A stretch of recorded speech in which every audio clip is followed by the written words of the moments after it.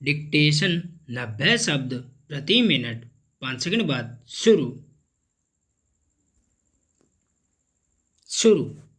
रूस में लगभग 36,000 और अमेरिका में करीब 20,000 गांव शहर हैं। भारत में नगरों की बात छोड़ दें तो अकेले गांवों की संख्या ही 6 लाख से ज़्यादा है। इसीलिए कहते हैं कि भारत गांवों में बसता है। भारत गांवों और खेती किसानी का देश है और यही बात भारत को शेष विश्व से अलग करती है। कुछ सिद्धांत सनातन होने के कारण अपरिवर्तनीय होते हैं और कुछ काल, स्थान, खंड, परिवेश, परिस्थिति और पारिस्थितिकी के अनुसार परिवर्तनशील होते हैं।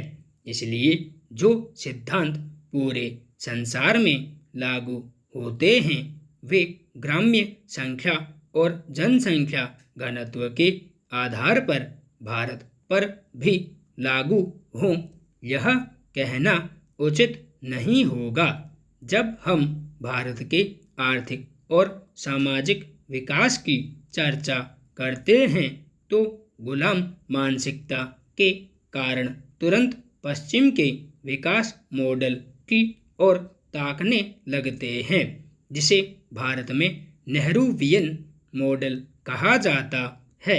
यह कतई आवश्यक नहीं है कि विकास का जो सिद्धांत यूरोप और अमेरिका में सफल कहा जाता है वह भारत पर भी लागू हो सकता है।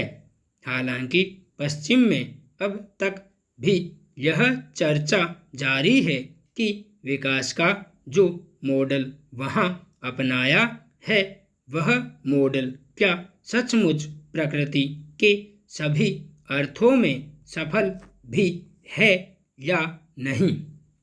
यूरोप और अमेरिका के विकास की भागीदारी पर प्रश्न चिन्ह होने के कारण अंतर्द्वंद्व और अंतर्कलह निरंतर हैं।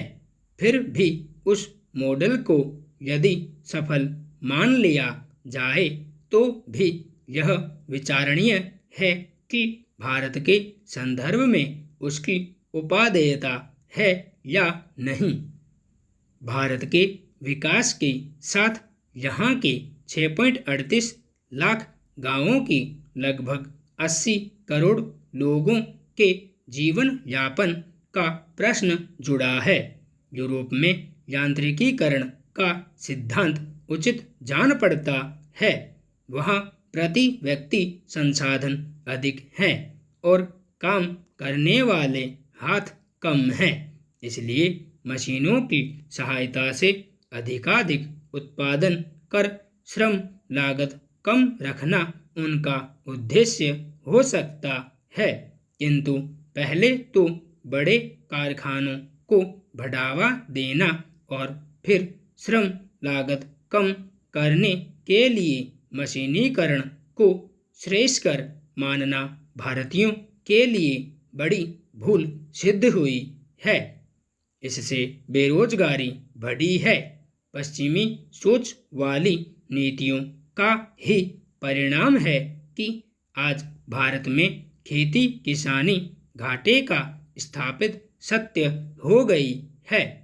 खेतीहर मजदूर किसान अब कृषि छोड़ बड़े शहरों में मजदूरी करने जाते हैं, कारण कि पश्चिम के विकास मॉडल के चलते हमारी कृषि आत्महत्या की खेती हो गई है। पश्चिम के इसी मॉडल के चलते शहरीकरण की समस्या भी बढ़ी है। दुनिया की दूसरी सर्वाधिक बड़ी जनसंख्या वाले भारत में विशालकाय अर्थव्यवस्था पर बहुत ध्यान दिया जाता है। उसके महत्व को भी कम करके नहीं आंका जा सकता, किंतु सबसे पहले सूक्ष्म अर्थव्यवस्था सुधारने की आवश्यकता है। जिसका सीधा संबंध बाजार खंड और उससे जुड़े आमजन से होता है। सूक्ष्म अर्थव्यवस्था का सपाट अर्थ है कि विभिन्न बाजार खंडों के उद्योग धंधों के माध्यम से व्यक्तियों को जोड़कर रोजगार और स्वरोजगार का सृजन करना। आज शहर गांवों की सारी संपत्ति खरीद लेते हैं, इससे गांवों का नाश हो रहा है। ग्रामीण कर्ज के बोझ से दबे हैं।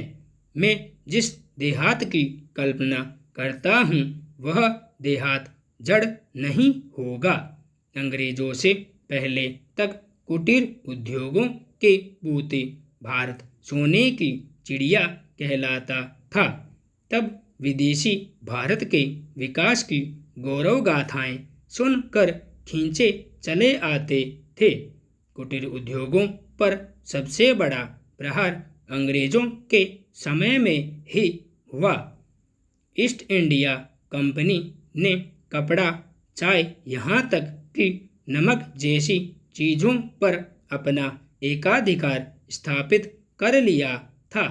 उस समय भारतीयों को नमक बनाने का भी अधिकार नहीं था और इंग्लैंड से आने वाले नमक के लिए भारतीयों को कई गुना अधिक कीमत चुकानी पड़ती थी।